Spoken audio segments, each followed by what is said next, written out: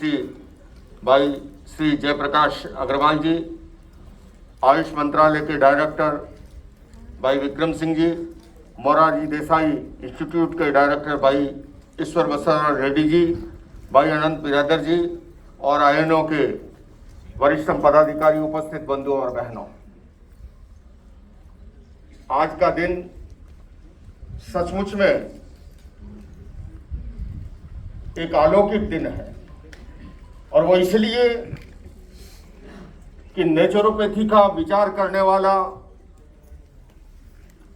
राष्ट्रपिता बन गया और नेचुरोपैथी डे की उद्घोषणा करके इस राष्ट्र को लाभान्वित करने वाला राष्ट्र का प्रधान सेवक बन गया। बंधुओं और बहनों, प्राकृतिक चिकित्सा की अतीत में क्या उसका मूल्य था, मैं समझता हूं। जो बात महात्मा गांधी कह गए, मैं उसे नहीं दोहराना चाहूंगा, लेकिन मैं माननीय मंत्री महोदय के ध्यान में यह अवश्य लाना चाहूंगा कि कोविड काल के बाद में न केवल भारत में बल्कि पूरी दुनिया के अंदर वेलनेस के प्रति एक अनूठा आकर्षण पैदा हुआ है।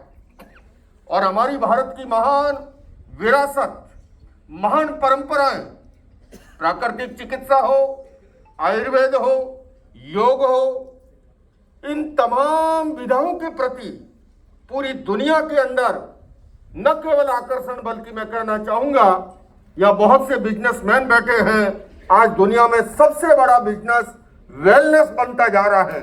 ऐसे के अंदर माननीय प्रधानमंत्री जी ने जैसा अभी संदेश में जो इशारा किया है, स्वस्थ भारत के लिए, समृद्ध भारत के लिए अगर हम सब मिलकर के प्रयास करें तो निश्चित रूप से यह हमारी भारत की महान जो विरासत है।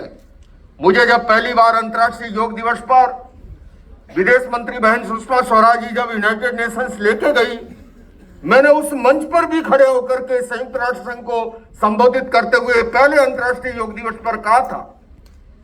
और मंत्री महोदय, आपके भी ध्यान में लाना चाहता हूं, मैं जिस जैन परंपरा से हूं, योग और ध्यान कितना प्राचीन है।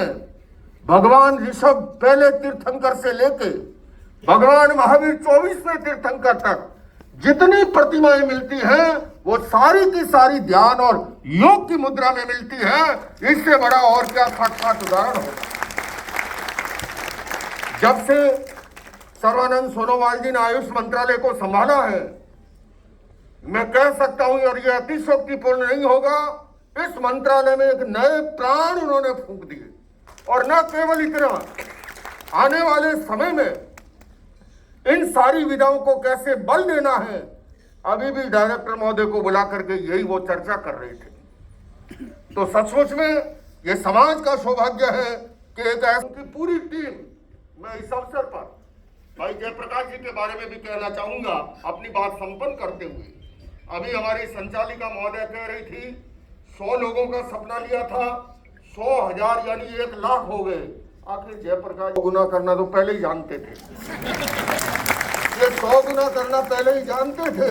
और इन्होंने इस प्राकृतिक विधा को भी जो है चिकित्सा को जिस तरह से, और भाई पद्मश्री जयप्रकाश जी, मैं आपसे ये भी कहना चाहूंगा कि ये समर्थ रामदास का सौभाग्य था कि उन्हें इस प्रकार के शिष्य मिले।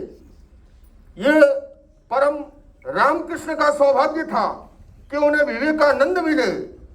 तो जयप्रकाश जी, आपका भी ये सौभाग्य कि अनंत जैसा एक अच्छा बच्चा मिला, जो केवल एक अनंत का मतलब केवल अनंत के लिए नहीं कह रहा हूं, अनंत के अंदर तो सारी माया आ जाती है, अनंत की माया। ये नेचुरोपैथी के जितने कार्यकर्ता देश भर से आए हुए बैठे हुए हैं, मैं उन सब के सम्मान में कहना चाहता हूं कि इतिहास कांच के टुकड़ों का नहीं, उज्जवल हीरो का बनता है, और इतिहास घास के चिंतों का नहीं, फौलादी तीरों का बनता है। अरे समरांगण में हथियार लाने वालों, इतिहास कायरों का नहीं, ऐसे त्यागी तपस्वी बलिदानी वीरों का बनता है। तो अंत में माननीय मंत्री महोदय से प्राकृतिक चिकित्सा की ओर से जो भी डिमांड की जा रही है, आज पूरी देश में जिस तरह से अलग जगाई जा रही है, 1000 जगह कार्यक्रम हो रहे हैं, सैकड़ों हजारों लाखों लोग समर्पित हो गए हैं, तो निश्चित रूप से इनकी मांगों पर भी आप ध्यान देंगे और इस विधा को और आगे बढ़ाएंगे। बात सरल बलिदान कठिन है, पतन सहज उत्थान कठिन है। बात सरल बलिदान कठिन है, पतन सहज उत्थान कठिन है। गाता है खंडर का हर पत्थर, ध्वंस सरल निर्माण कठिन है। तो आइए बंधुओं, हम सभी माननीय प्रधानमंत्री जी के उस आह्वान के आधार पर देश के निर्माण के लिए, सृजन के लिए, उत्थान के लिए और राष्ट्र को स्वावलंबी बनाते हुए स्वस्थ और समृद्ध भारत के लिए अपनी ओर से भी आहुति दें और हम अपने जीवन काल के अंदर भारत को भव्य, दिव्य, गौरवशाली, वैभवशाली बनाने का संकल्प लेते हुए इस यज्ञ में अपनी ओर से आहुति दें। इन्हीं शब्दों के साथ ओम अरहम।